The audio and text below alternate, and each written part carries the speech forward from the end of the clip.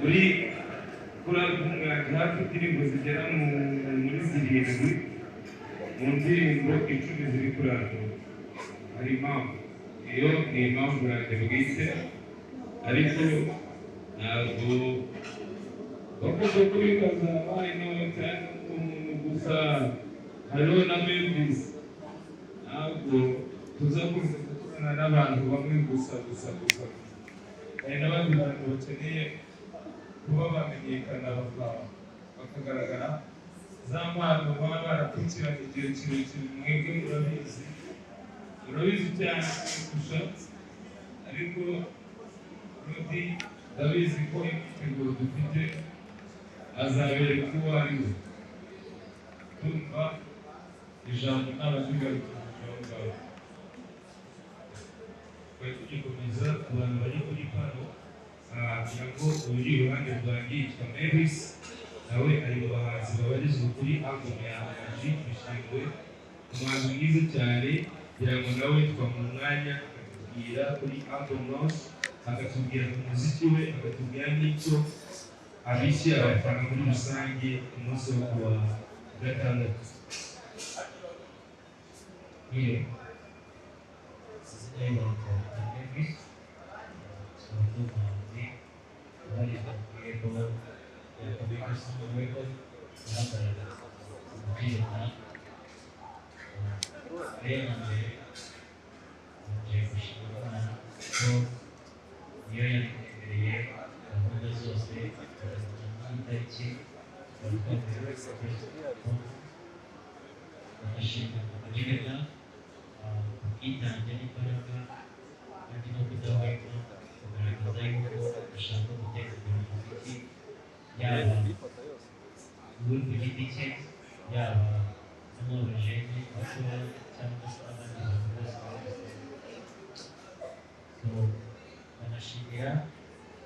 namwe atangaza makuru ubwitange n'urukundo no kudahwema gushyigikira umuziki nyarwanda, gushyigikira Abanyarwanda.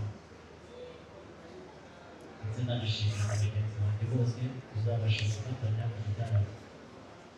Ku ruhande rwanjye ibijyanye na performance imeze neza, ijwi rimeze neza, niteguye, ndumva nzakora imbaraga zose ko kizaba ari cyo gitaramo kizaba ari kinini kandi cyiza kuri jyewe cyo kugira ngo nzabashe kwigaragariza igikorwa cy'Ikinyarwanda.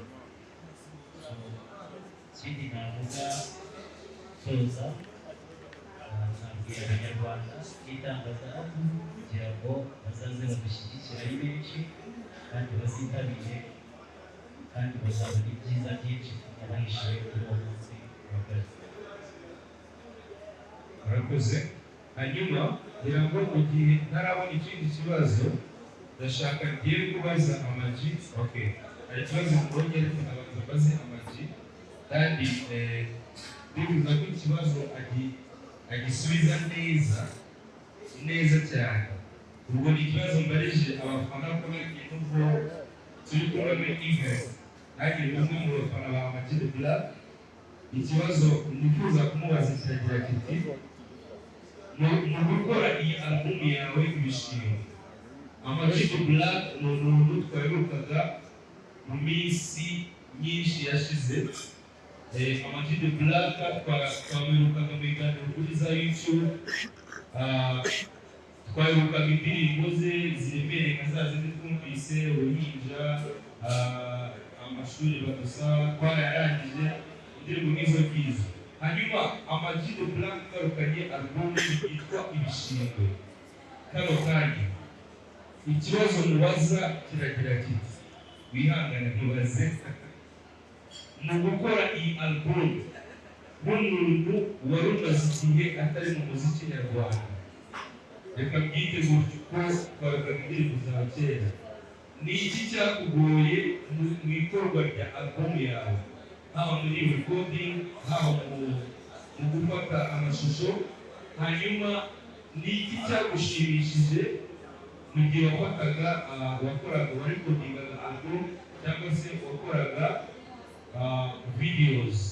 hanyuma ikindi ni ukubaze cya gatatu, muri approach bagiye gukora turabizi ko iyo umuhanzi ari gukora album agenda yiyegereza abandi bahanzi cyane cyane abafite hits kugira album ye igire attention.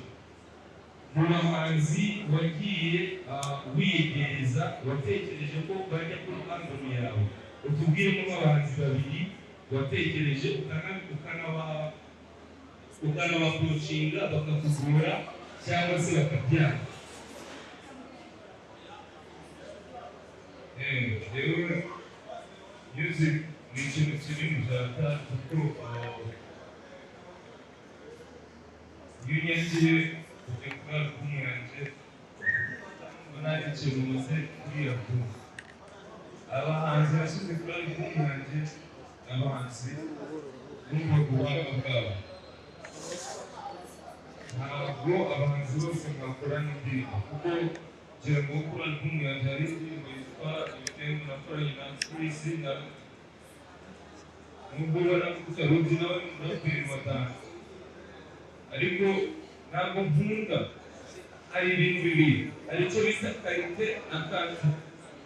Hari abantu b'abahanzi bameze nka kantite ariko jewe ndeba nka karite, kandi jewe karite iyo yizanye abantu bose barabizi ko bagiye gukorana.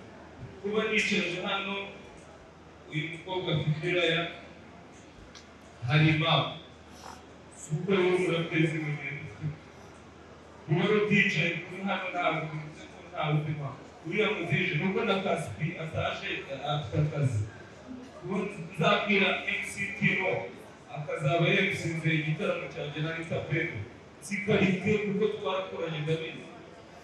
Ntabwo nzatora ngo nowhere ibyo ariko ayo mashuri mudusa twararaje bamutwereke diplome tumenye ibyo bintu byayo. Niba Firaya afite video ya daje why not ntamushyira mu gitaramo cyane. Niba Rodi afite indirimbo yanjye already reka mbabwize n'ukuri chorus y'indirimbo yitwa Ibishingwe ni Rodi wayiririmbye, sibyo? Ubwo umuntu uririmbye chorus hari impamvu. Memphis afite indirimbo nanjye nyinshi, so rero njyewe ndeba ikintu cyitwa quality kurusha agendika. Amashuri yacu nayo hari ukuntu agendamo make kurusha quality na quantity. Hari karite na quantity. Ushobora kumereza teremusi y'igikoma ugakamurika bibero yirimo amata, afata bibero kuko bibero niyo ifitemo vitamine nyinshi, ukaba igikoma kitarimo n'isukari. So rero ibyo byose birasa na music ukuntu njyewe ikora byari ibingibi. Ni igice ikintu cyagoye gukora album yanjye nuko abantu nari nzi ko ari inshuti atabizi bari nta kintu kigeze kishimisha mu bishingwe uretse isazi. Reka ikindi kibazo murakoze kugenda muri ndashaka kubaza amaje. Reka turebe kuri wifuza z'abafana. Abafana ba hip hop bamenyereye kwakira ibintu bikakaye bwa buzima hip hop. Reka turebe kuri album yawe ujye gusohora ubuhe butumwa bwihariye kuko tureba muri iyi minsi abaraperi benshi baradebye bajya muri cya reka ngo muri muziki. Wowe message yihariye iri kuri ayo album imeze gute? Ikindi cya kabiri nshaka kukubaza ni karite y'abaproducers. Abaproducers bariho kuko hari ibintu turambiye mu matwi y'abantu ngo baratubwira wowe nk'umukora. Jewe abantu umbashije ko icyambere yavuze message irimo bazayikora icyo ni cyo. ndakora kumva ko umuntu ari ibishingwe ibyo ni ikindi kintu icyo cyo iyo ndirimbo bazayumva kuko nayisobanurirwa bihagije. Ikindi abantu babishinje ko urabura nk'umuntu waje mu muhanda imirongo rero gushiranye urumva watekereza imirongo uhagaze iryo shaje ni ukubabwira ko ubutumwa bahaye nuko imirongo idashobora gushira mu gihe umwuka utarashira. That's what's up. Sibyo amajingo afirigo kumva niyo nkuru wakizemo amajingo uhinga amashu kumva wakiza aho hantu ariko wamenye nakoze firigo yose cyangwa ya nyuko wowe kumva ko amajingo afirigo ni ibyo byonyine ushaka kumva kandi wiga muri tendo wumva kukwinja uzinya barongo. Sibyo so ibyo rero nibyo byatumye birukankanirwa cyane. Ababwira ko ndiga ngo n'abatinga imbwa yicaye muri siti zabo ibyo bintu byampaye nazira komenti z'abafana jewe nazikuye kuko zima motivation zo gukora ibintu byatanga kuko muramutse mucecetse ntimuzibwire navuga ni ahubwo mubanze mwumva ibyari so album yanjye yitwa Ibishingwe ariko byose biterwa nyine n'ukuntu abafana badushyiraho pressure. Yes. Abaproducer bayo harimo bita Move harimo Mokubaye zanabashimira cyane nshimira n'abahanzi bose bemeye kumfasha nanjye umuntu wese uzanye nawe kuko nzabumuha ariko abaproducer bose erega pia n'igirana yose arangana wavuga uwo nguwo wavuze mbere wavuga undi wese gukorera kwa kikugira kimwe n'uko ni press conference muri kubona umuhanzi uzakenera gukora album cyangwa gukora umuziki n'iki abanyamakuru ni babandi rero jewe nshimiye itangazamakuru uburyo mufasha harimo n'abanseka ati ntabwo nabo nzajya mbahereza harimo abavuga ati uyu muhungu twamukura ku rwego tukamushyira ku rundi ariko abari hano ndabashimira kuko biragaragara ko muri gusapotinga ibintu ndi gukora. Yes, murakoze.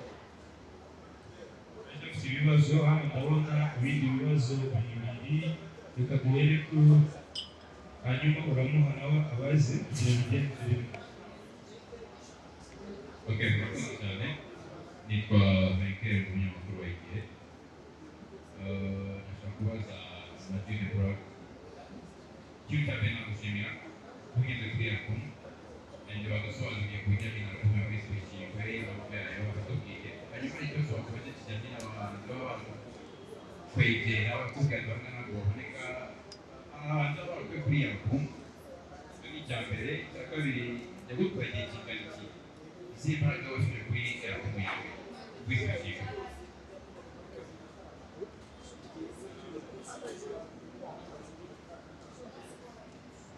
Okay, album yanjye nayikoze hashize igihe yakozwe n'uwo bita piano de kuvugana bwa mbere. Album yanjye iza kuburirwa irengero ndavuga ariko byanze bikunze impamvu yahuye irengero irahari ukuntu nyine byagiye bigenda atarimo uko tubifitiraho ariko akawiziritseho ndashaka kugasiga kawucika so yaramvunye yaraye amajoro y'imyaka hafi 3 mwabashijisha n'abanyamakuru mwego ninga amashu ubundi gukora vuba azanye impamvu ngo gukora rubunza ibayeza biri nka surprise irangije nabo ishaza niyo mpamvu navuze nti ibi bintu bari kubifata nk'ibishingwe Imana imyaka 3 urara wicaye utekereza ukora warangiza bakaza bagafata imashini bagatwara nta no kugusigira wenda porojesa so umbajije ikibazo gikomeye nanjye nigushubije mu buryo bukomeye yes bafashe ibintu nakoze iyo myaka yose babifata nk'ibishingwe amajoro guhera mu kwa mbere mu kwa kabiri mu kwa gatatu mu kwa kane umuntu ararya aranywa akora ibiki byose twishyura umuriro dukora ibiki dufata umwanya wacu tukirinda ibindi bintu tujyamo album urayirimo irabuze noneho kugira ngo mbirangirize aho ngaho neza nkimara kuyirangiza impamvu yabuze ni iyi ayikoranye n'umuproducer arambwira ngo ngomba kumuha miliyoni 5 kugira ngo amuhereze album ye ayikoreye iwanjye arya iwanjye bikwanjye kuko wabifite ufite wose arambwira ngo nta miliyoni 5 kuko yari azi ko bishoboka ko kuko twaraye amajoro arifuza Younggrace n'abantu yes no birangiye tukavuga okay hamani ibyo bishingo byawe nabisubiramo none nabisubiyemo producer niba ari no kunyumva arabizi amenye ko yacenye n'ikipe batajya baca twakira ikindi kibazo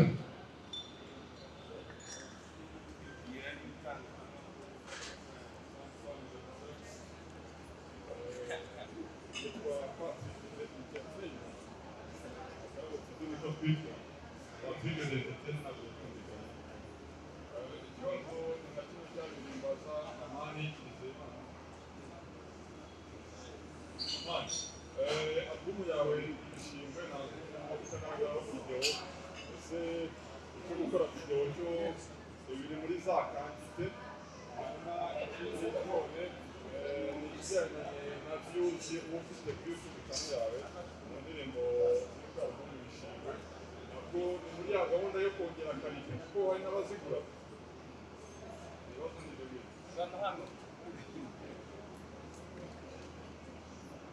ntabwo nzagura umufana icyo ni kimwe kuko njyewe niba muzi indirimbo ikagira views 1000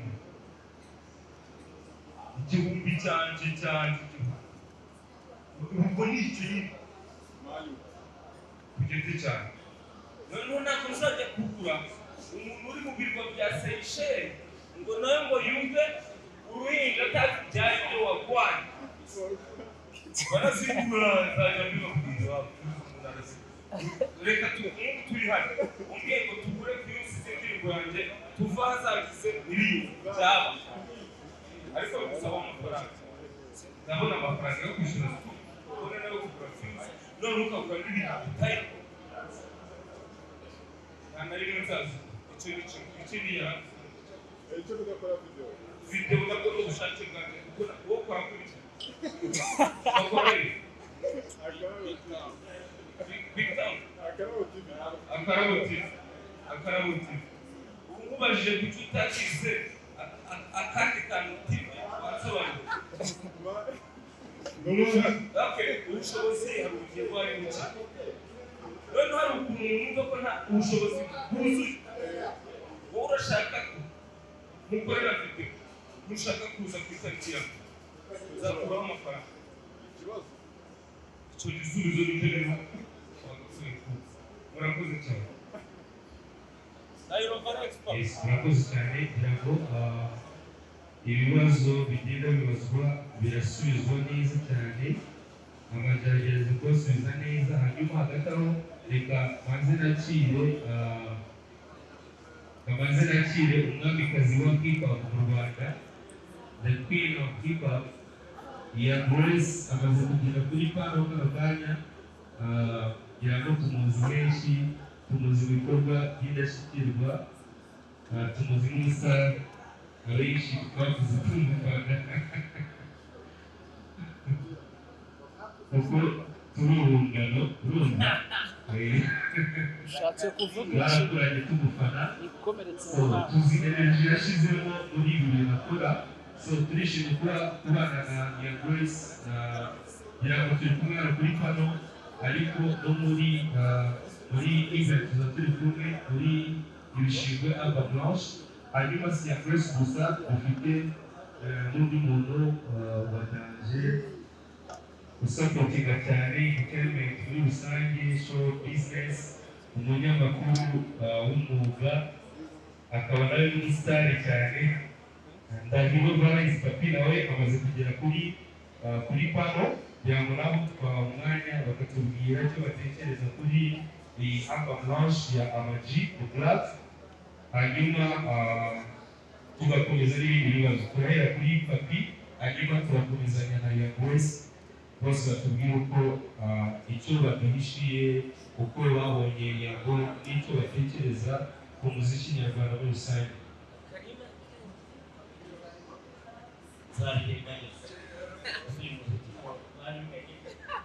Tukamanza nise kure ku banyamakuru bateguye press conference kuba mpageze mwerewe nuko mufite izindi nshingano z'ibyo nabajemo, ariko kuko amategeko y'Afurika no muvandimwe bavuga ko iyi gahunda ngomba kuyigaragaramo kuko ni igikorwa yatekereje abanza kucyibwira, numva ko kigomba kubaho.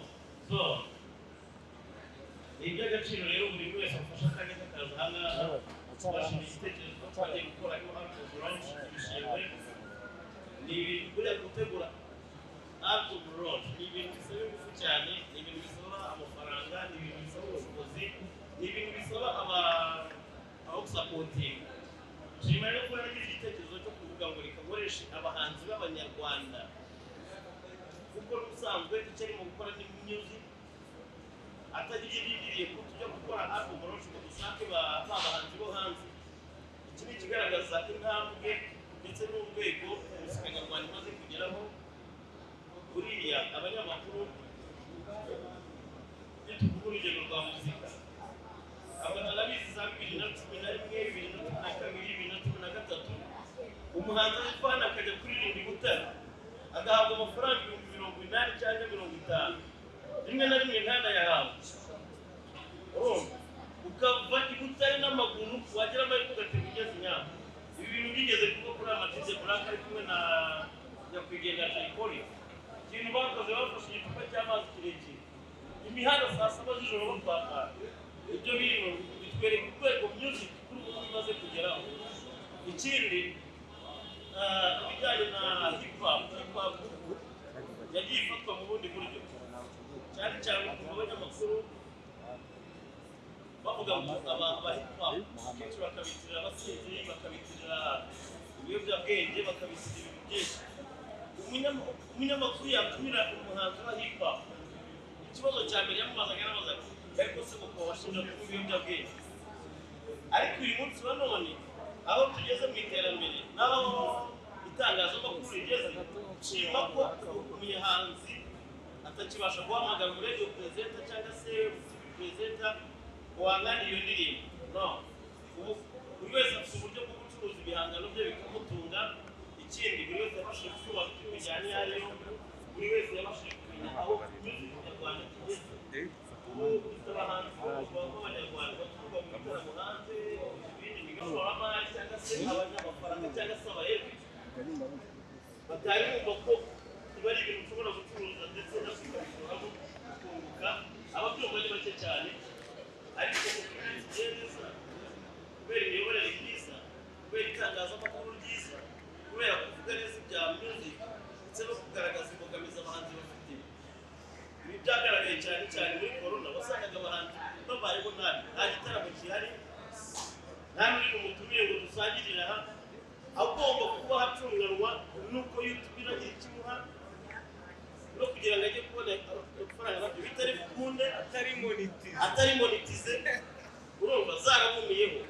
Uyu munsi rero umuhanzi asigaye akora ibihangano bye, yashaka abikore nka Dusabimana Emmanuel, arabishyira kuri channel ye abe yabasha kumwinjiriza. Icyo dusaba ni uko itangazamakuru ryamaze kwiyongera, ababasha gushyigikira music ni benshi, ndetse n'abajyanama bakagenda barushaho kwiyongera, tukabona ko ibitarashobokaga muri iyo myaka navuze inyuma ubu birashoboka. Ndabyibuka nkora kuri City Radio hari abantu bajyaga bazana indirimbo kuri set akayishyira kuri SMC, yasohoka igahita ishyirwa mu gatebo k'imyaka batayikora. Kandi umuhanzi kugira ngo anategagere kuri bayishyiraga mu biki mu Ibishingwe ntabwo umurongo yitwa Ibishingwe ayo mateka tuba tugomba kuyavuga ni abanyamakuru twagize uruhare abakobwa bakazamuka babanje gusambana ariko ubu ntibikibaho byabagaho se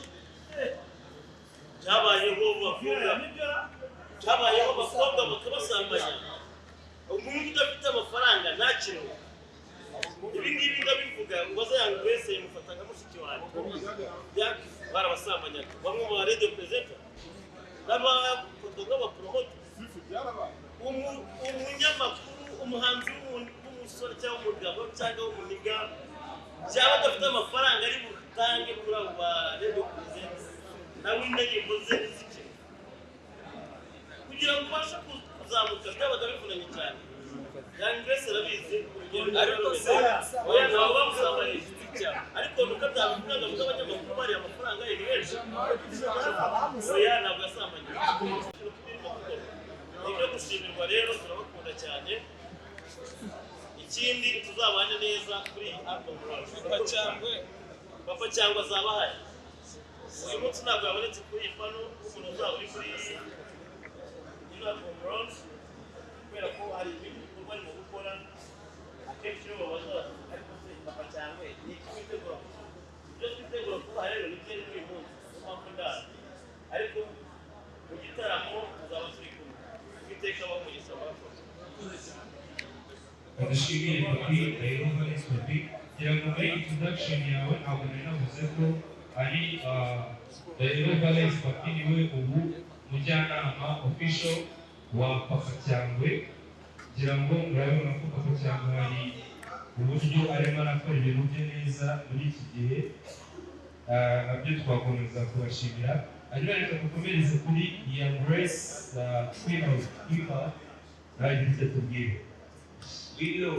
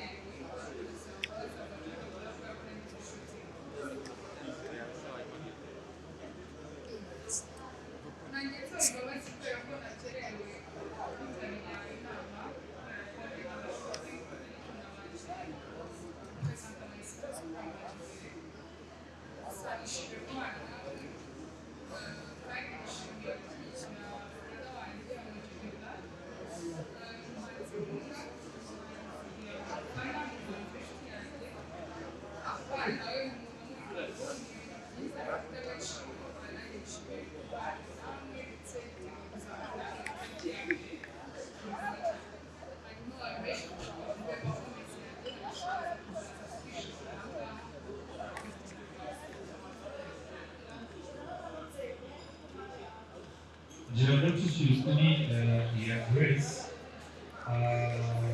turamushimiye cyane kuba yabashije kubana natwe hari amagare yabajemo ariko finally yahageze turacyari muri freedom ku banyamakuru turacyakira ibibazo hari ikibazo ushaka kubaza Younggrace ntabwo nari nabaje kubona urabaza baze nawe ukurikire hanyuma bikomeze ariko mbonera kubasaba ko twibanda cyane cyane ku bibazo birebana na events yo kuwa gatandatu murakoze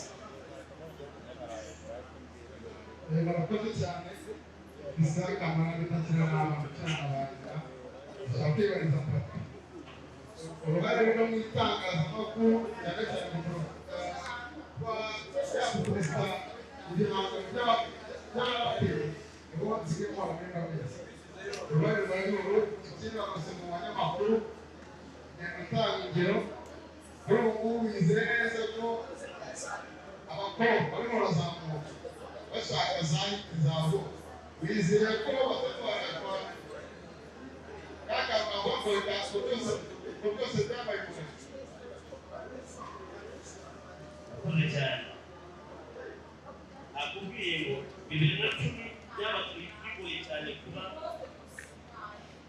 umuhanzi igihangano cye cyamenyekana kubera ko uburyo bwo kukimenyekanisha byari bigoye cyane ariko uyu munsi wa none umuntu akora igihangano cye video akashyira kuri platform ye ubundi umuhanzi wabaga ari kuzamuka kugira ngo indirimbo imenyekane cyane yayijyanaga ku Nyarwanda ndetse rimwe na rimwe bakajyana kubera ngo amafaranga runaka ariko bashaka ariko uyu munsi wa none iyo umuhanzi ucika azerera na CD cyangwa flash cyangwa kibazo ntawe nakubwiye ngo nakubwira n'abari urugero kuri Younggrace ubaze umunyamakuru bazerera ipfa na benshi Younggrace afite indirimbo Niba akora ari muri top 5 star ari umunyeshuri ari musanzwe Younggrace niwe muhanzi waganje ku bahanzi b'abakobwa bakora hip-hop bazamutseho umwana muto ikindagira amahirwe ajya muri azamutse mu biganza byiza gukora abashimye cyane azamuka gutyo babasha kumutegekera icyo gihe abamanagers barabona ko ibyo gukora bazakora none ntabwo ko yandika amaboko muri hip-hop abona ikintu be urumaje ese hari icyizere cy'uko amakuru bazazamuka umuntu azigenda amajyana niba hari aho bikora ariko njyewe nabo hano kiriho kuko buri wese afite platform yo kuganira habaye harimo abandi bagize ko muri ubwo buryo bugiye gukora ibi ntabwo nzamubuza kuri mari ariko ntabwo twese wari umaze uruhare rwanjye nakubwira ngo buri wese usigaye yipapa yiporomotingira igihangano cy'umuntu asigaye cyiporomotingira ntabwo bikiri ngombwa kubivunika kubera ko hari uburyo bwinshi bwo gucuruza igihangano cyawe kuri ma platform ushobora kwinjira kuri audio man ushobora kwinjira kuri n'imbuga nyinshi cyane hari amaplatform menshi cyane aho ibintu byose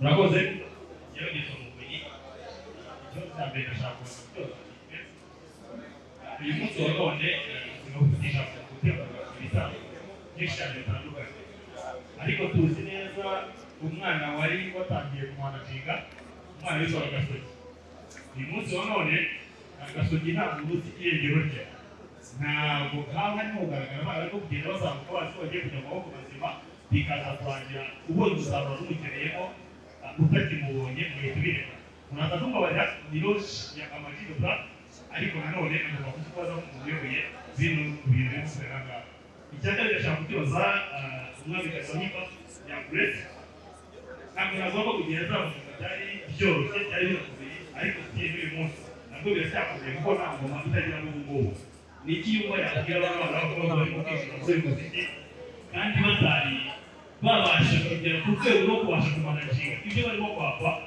kugira ngo babashe kubasha kuzamuka buri muntu avuga yandika ibiti murakoze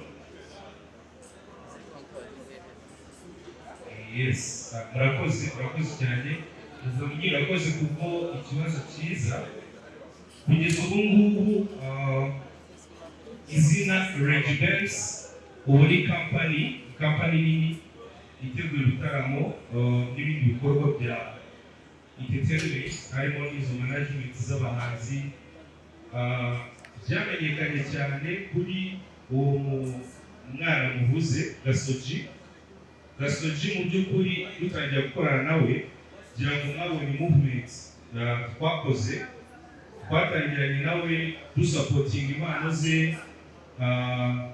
turamufasha mu byo twabonaga ari iby'ibanze ariko nyuma yaho gatoya twasanze Gasogi mu gihe yari arimo atarakeneye kuba umuhanzi kurusha kuba umwana nk'abandi kuko urabizi ko Gasogi twamufashe avuye ku muhanda mu byo twagombaga gushyiramo imbaraga cyane ni ukumukura ku muhanda kurusha kumusubizamo cyane muranyumva neza ntabwo bivuze ko kumushyira mu muziki cyangwa kumufasha mu muziki ari ukumusubiza ku muhanda ariko twasanze ikintu cy'ingenzi twamukorera kurusha ibindi ari ugusapotinga ubuzima bwe mu bijyanye n'imyigire akajya mu ishuri akiga neza akazamuka akaba umwana muzima akava mindset zo ku muhanda akazivamo ko nanjye umuntu wabanye nawe cyane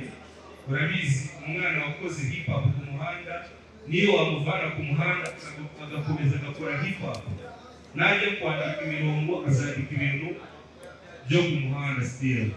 So twashatse ko iyo mindset yo ku muhanda ibanza imuvemo, tumushyira mu ishuri, tumushakira abamufasha. Ubu arimo ariga, arimo arazamuka neza, igihe maybe kizagera yongere asubire mu muziki, ariko turifuza ko yazawusubiramo ari icyifuzo cye, atari twe tubitekereje kumusubizamo. Sinzi niba biri clear. Murakoze.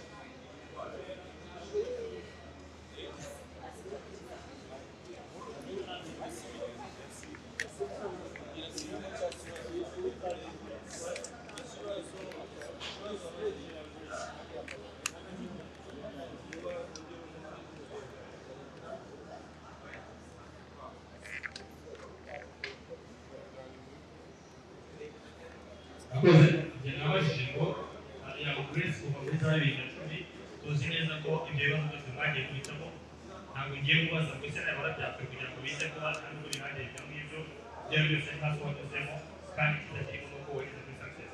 Ariko uyu munsi wa none hari abandi bana barimo kugenda bakora ibyo bintu, ariko sometimes ugasanga ashobora no kwanga kubitanga akaba yanasubira inyuma, akaba n'abandi babitanga bikarangira amashuka atageze n'ahagera. Inama watanga kuri abo bana b'abakobwa barimo kugishoramo batari bageza ku myaka yo gutekereza mu bwonko bwabo kuva mu cyangwa gatatu.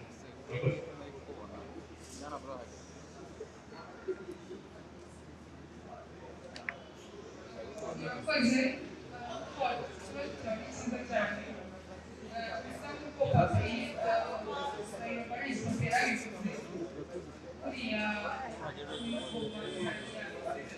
kuba kera utandukanye n'ubungubu kubera yuko bakwiye bwabo utambutsa na sede. Uretse ko unasohora indirimbo ngafata moto ukajyana kuri flash ijyanye sede, ukajyana kuri kisefem, kuri keka, kuri contact, kuri hadewaga, byose uzenguruka na sede. Bitandukanye n'ubungubu usohora indirimbo ukayapulotinga, abantu bose bakabasha kwasisinga kuri iyo ndirimbo yawe bivuye kuri channel yawe. Ni ukuvuga ko ibintu byo ishize bitandukanye n'ubungubu. Ni ukuvuga n'ubungubu nk'uko papera yavuze, ruswa ishingiye ku gitsina ibaho cyane. Iyo rimwe na rimwe utafite kopi byabaga bigoye, iyo utatanze iyo ruswa ishingiye ku gitsina nabwo bakupagiraga. Gusa biratandukanye n'ubungubu kubera yuko umuziki umaze kwamamaza no gusobanukirwa umuziki icyo ari cyo, kandi iyo ufite umuziki mwiza ukaba urigura. Navuga ko inama nagira abana b'abakobwa nk'uko wabimbajije ni ukwigira no kwiyubaha, kubera yuko ufite impano, ufite ibihangano byiza ndetse n'ubushobozi ya ruswa baturutse muri leta, nta kimaze ubungubu bifite akantu keza karimo. Nababwira gutinyuka no kwigirira icyizere, kubera ko byose bifite bibaza ko ubuyobozi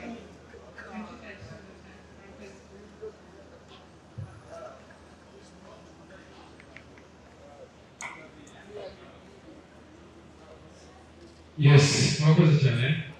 Ikibazo cyanjye ko twajya n'izindi passing the basic I don't have. Amaji nakuzi. Ari ukubebera. Grace ndaza kuvuga. Kini cyane. So, amaji ukoze ikibuga cyiza uzajya bishika. Kandi benshi bari byemewe. Uzabishyira simbizi. Ariko niba ikora yikuba n'simbizi, Byishi wavugaga n'ibyawe, ariko uteye intambwe kugira ngo imyaka ishiranye nk'itanu itandatu hafi irindwi aba hip hop launch album byabaye ikibazo. Amaji ufashe intambwe nk'umuntu bakuru bawe bo ntibakibitekereza, bashobora kubona bitekereza ariko ntibabikora.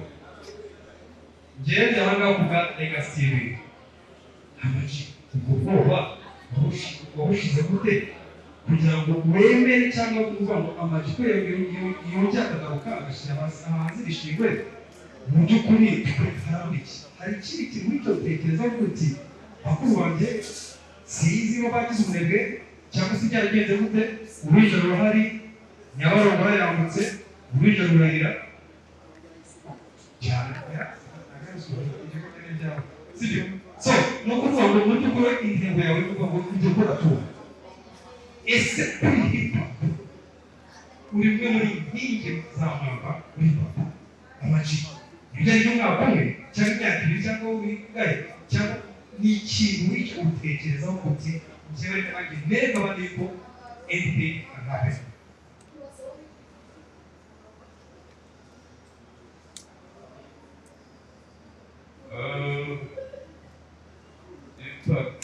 nanjye nari mukumbuye ariko nimba wahururiye ibishingwe nakwita isazi kuko igihe umubwiye ngo ibyo bishingwe uzajya kandi urabizi ko hano biri isazi ubwo rero warangira kumenya ibyo ari byo ariko ntabwo ugiye gukorera kuri puresha y'abandi bantu bo hirya no hino ngo ugiye kwereka runaka iki njyewe mu bintu byanjye ku murongo wanjye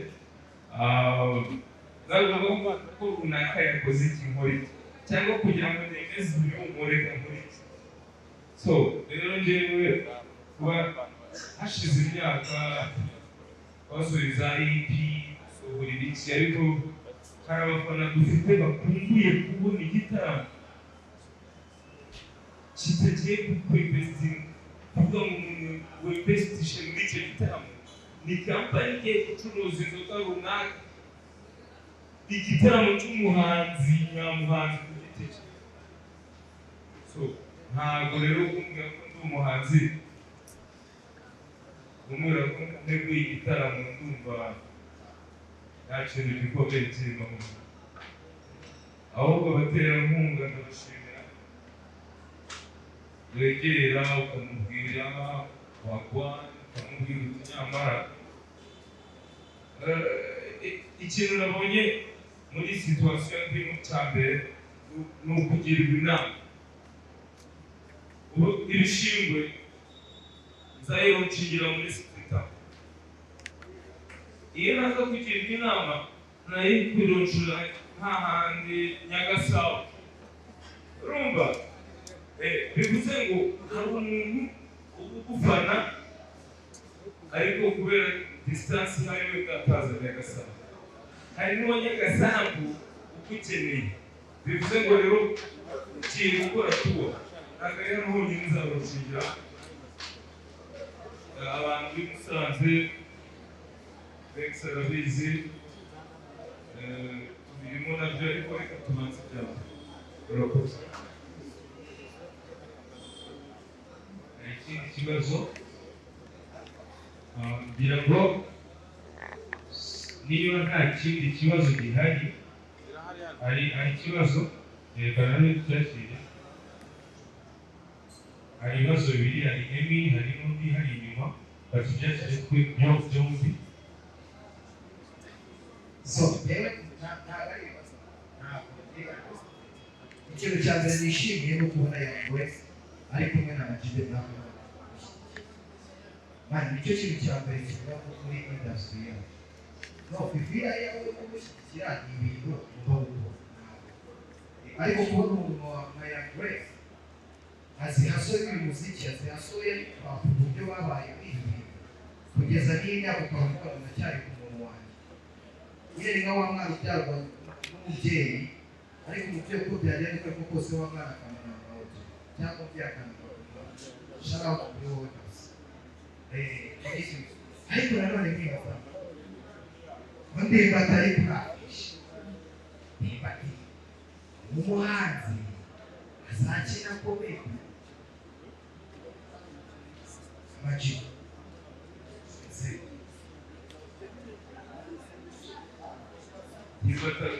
urafishe wagayirebye ubona birasa neza iriya ntabwo ari iriya ni nka ari mu bidera nk'uko nawe usaza nk'uko erega hafi twese turi inshuti n'uko mubijyana hirya no hino wowe n'umuvunyi urabizi papi urabizi Emi urabizi iri papi uri nawe mwese murabizi turi inshuti ejo ntibizagutungura ubonyeho na papi iriya ni sho ndashaka ko dukora sho urumva wowe ngo afitanye indirimbo natwe bose bamwe papi siko watubwira ndirimbo ati sinzi ukuntu bimeze nawe azaba ahari azaba habaye nk'uko namwe mubabaye ndumva icyo cyumvikana. Hari ikindi kibazo dufite inyuma ariko ndashaka okay so ngira ngo ndashaka kubanza kunganira kuri icyo gice cya ndimbati bisobanure neza. Ndimbati kuba ari kuri afishe ndumva nta kibazo kirimo kuko ndimbati ni umupafoma mwiza. Nk'uko kuri afishe hariho aba-MC, hakabaho aba-DJ, hakabaho abahanzi, ndimbati nawe afite uruhare ashobora kugira muri event. Muri event rero ndimbati hari surprise abafitiye. Igihe twavuganye afite surprise abakunzi ba ndimbati ntimuzacikwe, azaba hari live kandi yabwiye ko abafitiye surprise. Ibyo ngira ngo wenda ndimbati yabibwira cyangwa mukazaza mu gitaramo. Hanyuma dusoza iyi press conference y'uyu munsi ngira ngo ndabanza nongere nibutse Abanyarwanda, abakunzi ba hip hop, abakunzi b'umuziki nyarwanda, abakunzi b'umuziki muri rusange, abakunzi b'aba DJ, iki gitaramo Ibishingwe album launch ni igitaramo kimeze nk'aho ari icy'ubuntu. Entrance ni free. Reka bisobanure ni ukuvuga ngo nk'uko nabivuze mbere, guhera uyu munsi kugeza kuwa gatanu kwinjira muri iki gitaramo uzaba ugura tike. Hari tike ebyiri, hari tike y'ibihumbi 5 akaba na tike y'ibihumbi 10. Umuntu uri bugure guhera uyu munsi kugeza kuwa gatanu, ayo mafaranga yose azayakonsoma mu gitaramo. Iyo ni gift Ama G The Black yabahaye. Hanyuma uzagura ku munsi wo kuwa gatandatu, ayo mafaranga ntabwo azayakonsoma. Hanyuma ndongera mbibutse ko iki gitaramo kizabera mu nyubako ya mbere ndende mu mujyi wa Kigali. Ubwo butumwa barareba n'abantu bari mu ntara zitandukanye. Twatangiye kwakira abantu bazaza bavuye za Karongi, za Rubavu, Nyamasheke, za ahantu henshi hatandukanye, mu Mutara, Nyamata. Abantu mutaragera i Kigali, mwahawe amahirwe yo kuza i Kigali mugataramirwa n'abahanzi barenga 15 barangajwe imbere na Ama G The Black. Yes, hanyuma mugataramira mu nyubako ya mbere ndende mu mujyi wa Kigali.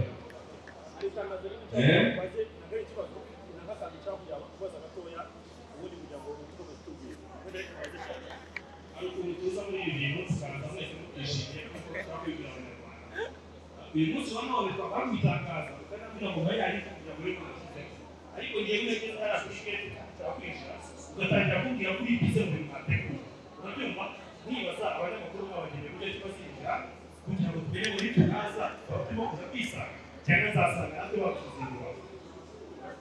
Ibyo bintu nari kubivugaho ikijyanye n'abanyamakuru bigira abantu bose baje hano n'abataje hano b'abanyamakuru. Ngira ngo umuntu witwa Samu Gakire muramuzi. Samu Gakire ari hano.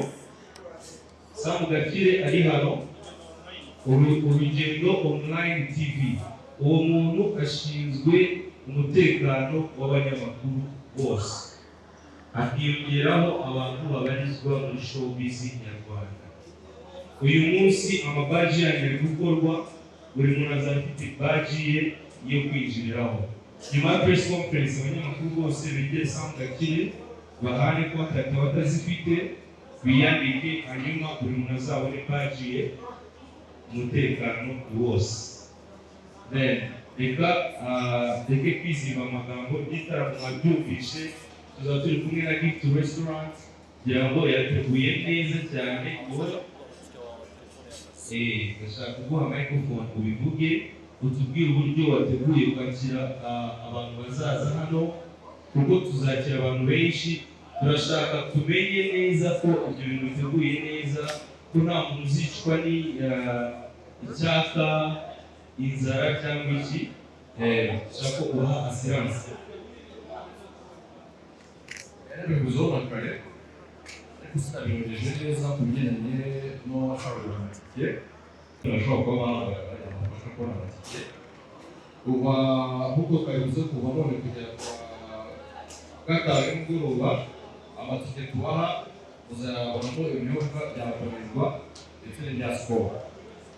hanyuma guhera kwa gatandatu ko Younggrace yari bakwiye abazagura amatike icyo gihe azaza gusaba hamwe aho kwicara. So rero ushaka tike ushobora guhamagara kuri telefone ikurikira 078 nanone 3 6 kayisubiremo 078 3 6 iyo telefone wakwitaba agafasha kuba amatike yo kuzabona gutanga